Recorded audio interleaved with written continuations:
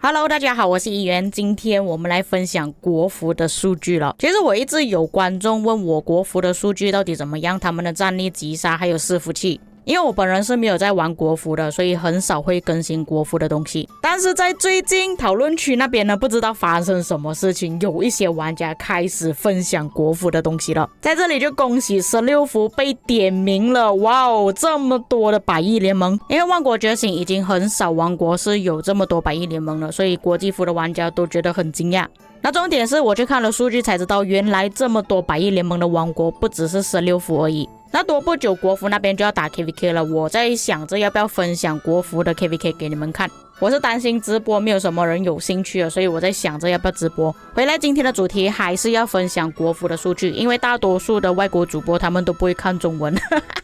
他们第一关就已经过不了了，所以他们没有办法做数据。第一个要分享的数据就是玩家的战力，其实国服也是有不少10亿战力的玩家，甚至有些玩家原本是10亿战力，最后掉下去了。那你们可以看到，从第1到第3名原本就是10亿战力，然后第6、第7还有第10名都是10亿战力，有好几位玩家都是来自41伺服器，并且这3位玩家不管是击杀还是阵亡数据都是蛮好看的。排行第4名的玩家谢谢的随风，他在960就是有一个账号。那随风大哥不管是国服、国际服还有万龙觉醒他都有玩。第1、第2名的玩家刚好2个都是在同一个伺服器，在21区。不过我看这2个人的数据其实还蛮接近的，我不确定是不是来自同一个玩家，类似像咪咪那样子，又或者是俄罗斯父子。知道的观众可以在评论区帮我补充。接着轮到击杀排行榜，我没有想到国服的速度这么快，他们居然都已经有400亿击杀了。然后我看了一下这些玩家呢，大多数都是在先锋王国，目前他们的 KVK 正在进行中，还没有打黄庭。也就是说再过一段时间他们这里的数据全部都会刷新，可能有500亿诞生，并且还是一样比较多的玩家都是来自41伺服器，还有在影片开头所提到的16区伺服器。已经3年过去了，我没有想到阿瑞斯天命居然还在玩，而且他还在做国王。我很少看到有玩家可以做国王做这么久，因为国王是一个吃力不讨好的工作，而且他要管理的王国是先锋王国、大先锋王国，所以某个程度上来讲，阿瑞斯也算是很敬业了。而且这边的数据其实也是跟国际服差不多啦，战力高不一定能打。反而我们看到第1名是2亿战力，不过他们这里平均战力算下来是比国际服还要更高的。以目前的进度来说，国服开服的时间是比国际服慢2年了，但是他们都已经可以突破400亿，我觉得已经算很快了。所以国服的大佬就继续加油了，我期待有一天国服可以超越国际服了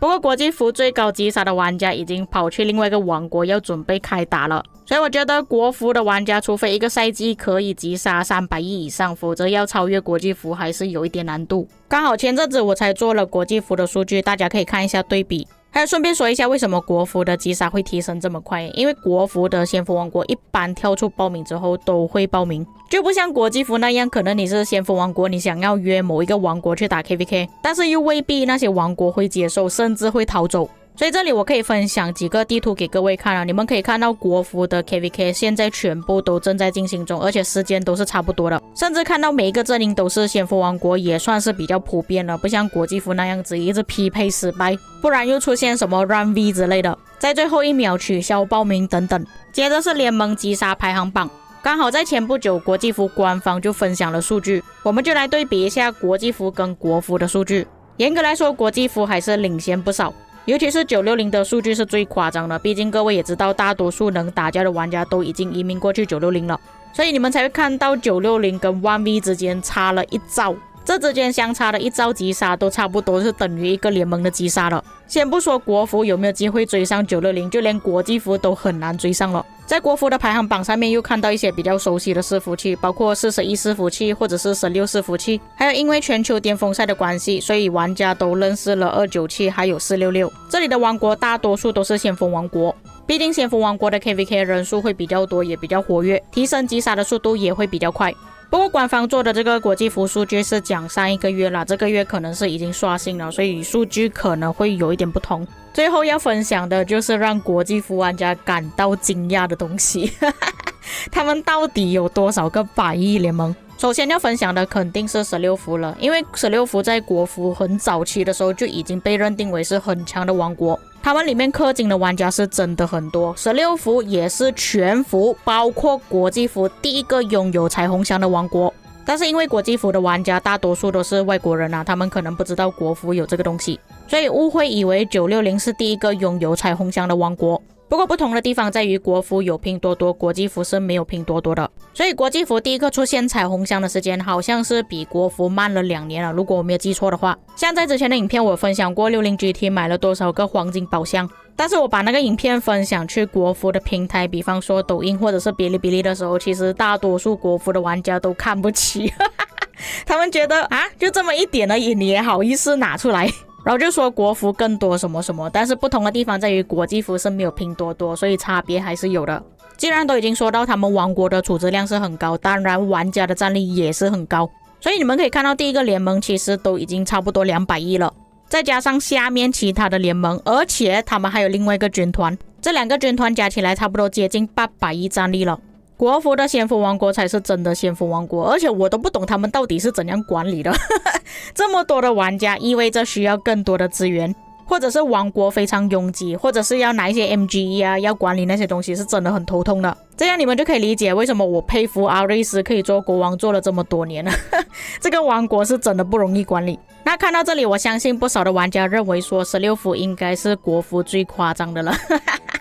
但是我跟各位讲，41区更夸张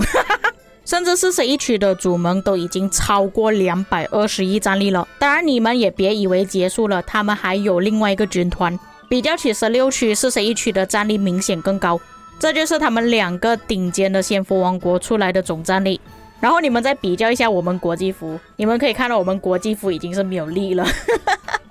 而且我这个数据是以前的，并不是现在的，如果是看现在的话就更惨了。365已经算是国际服最强的韩国先锋王国，但是你们可以看到这里连4个百亿都没有，或者是你们要直接当4个百亿也是可以啦。至于960更加不用看了，这个更惨。在之前我不是有参加线上研究会议限制玩家报名人数吗？所以那时候才可以看到这么多国服玩家都是反对的，毕竟他们的人数是比国际服还要多出很多的。不过那时候开会也没有考虑到分线的问题啊，所以如果现在就算是限制国服报名人数的话，应该也不会有太大影响吧，还是一样可以继续待在原本的王国，只是打 KVK 的时候必须要分散了。接着还有国服的21区龙骑士王国，不过它这里的5个联盟其中有一个联盟是来自另外一个王国啦，这里4个全部都是来自21的。直到 A97 的时候才比较接近国际服，差不多接近4个百亿联盟。以上就是国服的万国觉醒数据分享。当然国服其实还有比较多特别的东西是国际服没有的，这就要看国际服的玩家有没有兴趣想要知道，然后国服的玩家有没有兴趣分享。尤其我看到国际服玩家有很多都是不了解国服的，甚至有这样子的说法，说国服的礼包是比国际服还要便宜90%我看到这个就觉得很离谱了。希望各位喜欢今天的影片，如果有什么地方说错的话，国服的玩家可以在评论区帮我补充。我们下个影片再见。